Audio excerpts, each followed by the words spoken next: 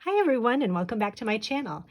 Recently on my Instagram feed, I had shown a picture of my work table covered in scrapbook paper, and I said coming up there was going to be a project that I'd be showing, and this is the project. I did a organizational video a while back showing all the scrapbook paper I had and how I wanted to reorganize it, see what I had. And that was really great in helping me kind of see that I really need to use up some of the paper that I have before I buy new. So I have a ton of Christmas paper, and I thought it would be fun to use all my favorite paper to make a Christmas countdown calendar.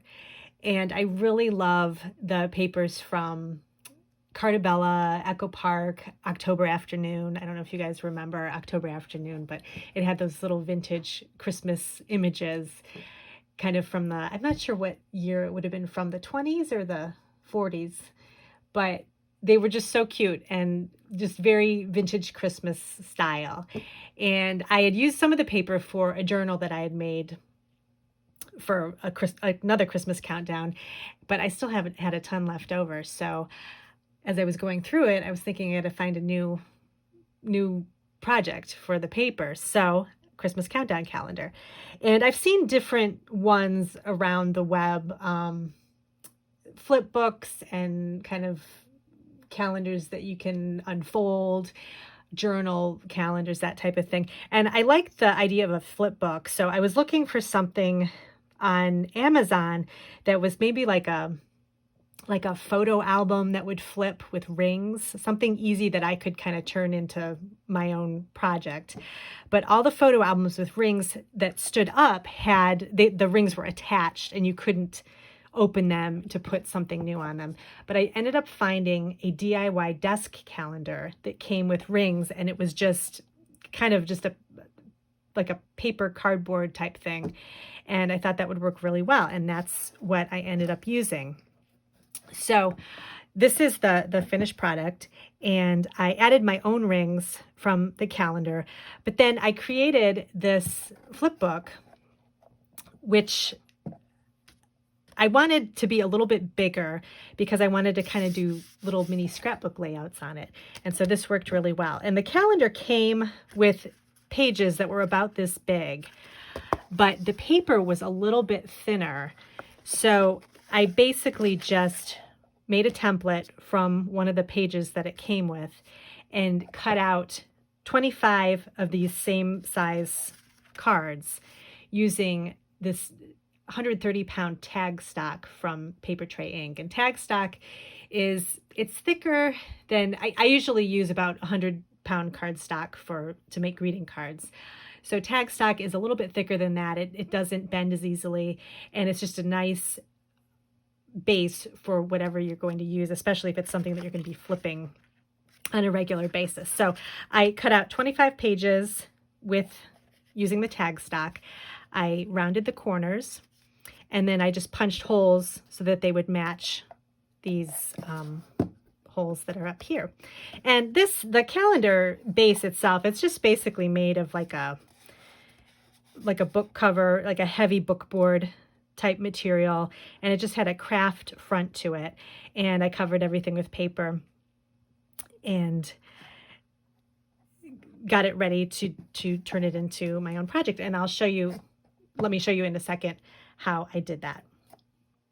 So really quick, let me show you how I put the base of the calendar together. When it arrived, it came with 2 rings, and then it came with just this plain, it's actually almost like a book cover.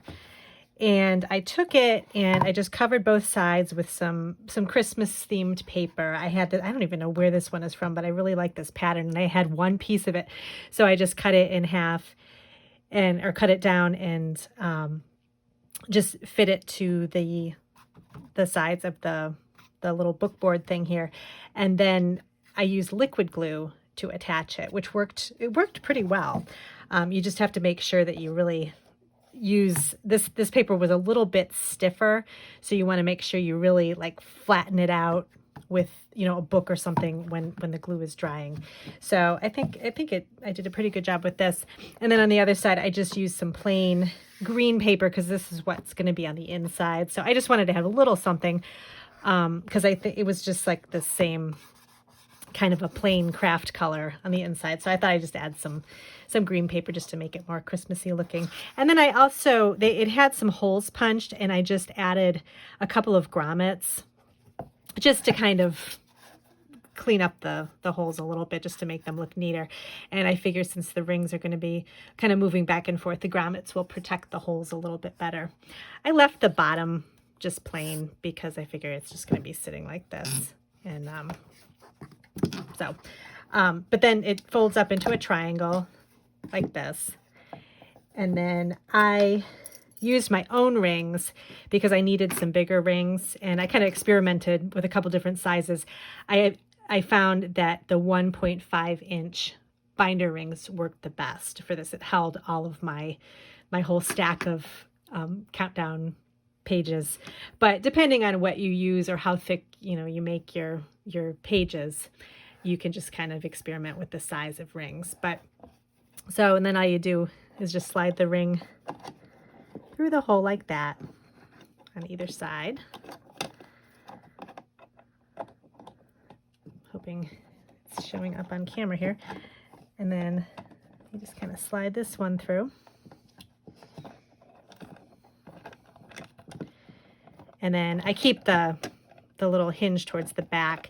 And then in the front is where you just start putting your pages on. So I'll just kind of show you. I just start from the bottom and work my way forward. So, and actually you can do a couple at a time.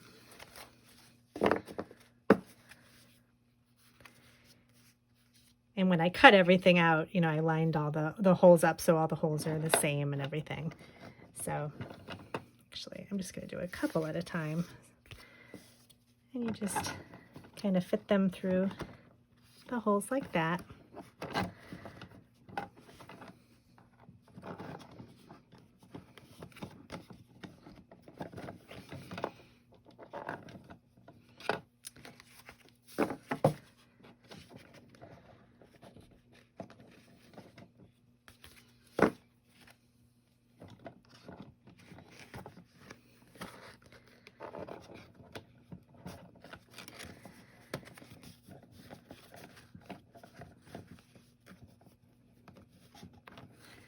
So you kind of get the idea. So you just fit them all on, and then you just close up the rings, and then you've got your flip calendar. So this is the final project here, and I really like the way it turned out. It took me about maybe 4 days to do it. And I basically just spread everything out in front of me. All my papers, ephemera. I used 6x6 paper pads. I used some large paper pads that I had. A lot of the ephemera packs that the paper came with. I used a little bit of stickers. I tried to keep it a little simpler so that a lot of stuff wouldn't be falling off, but I really like the way it turned out. So let me do a quick flip through. So I did 1 to 25 for the 25 days before Christmas, and I just did a countdown, and I used the numbers from, I had some countdown paper in one of the packs. I forget which one it was. One of the Cartabella packs. It had just countdown numbers, that, and there was another one, and I just kind of flipped back and forth between the numbers that I used. So you'll see that some of them are a little different looking, but this is the first page. And here's 2. So I just had a lot of fun just kind of layering. I used combination of foam tape and tape runner just to kind of give some dimension. But like I said, I didn't want to put too many little pieces and stickers on just so that it wouldn't all fall off. But I like the white backdrop.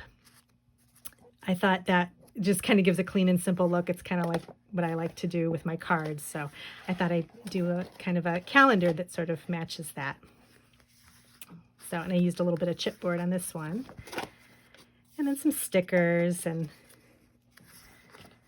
But I like how it's a little bit bigger and it kind of looks like a scrapbook page. And it's number 8. And I think the different, using some foam tape and laying some of the pieces flat gives it a little bit of interest and some texture too. And when I made this, I kind of started off with the number and just kind of went from there. I didn't really have a sketch or anything I was going for. I just sort of, I take the number and then just kind of think about what pieces would kind of match with it. And then I just sort of laid everything out. It actually surprisingly didn't take super long to do this, but it was a lot of fun. It kind of puts you into the Christmas spirit too. So, and any stickers that I used, I just tapped a little magic powder bag on the back to kind of unstick all the stickiness, so then I could use it as a little piece of ephemera. But I will put links to everything I used over on my blog, because there's quite a bit of stuff, but I really didn't have to buy anything new. This is all stuff that I had in my collection, which is great because I used it up, and I used it for something that is useful. So I love this one with the tickets. This is from October Afternoon. For those of you that collect October Afternoon products, you'll know how hard it is to break open an ephemera pack and use something, because they don't make it anymore. And it's so, it's just back probably about 5 or 6 years ago, it was so popular to use October Afternoon. And they would come out with, about every season, they always had cute new products, like in the fall and the Christmas time and stuff. And it was all that vintage look. And it was so much fun. So I miss the October Afternoon. But Carta Bella and Echo Park, every Christmas, they come out with some really cute papers. So I usually try to get a little something every year. And this is the 24th. And then the 25th. So that's it. It just kind of can sit on your desk, and I'll kind of to show you to the side here. I don't know if it's hard to see.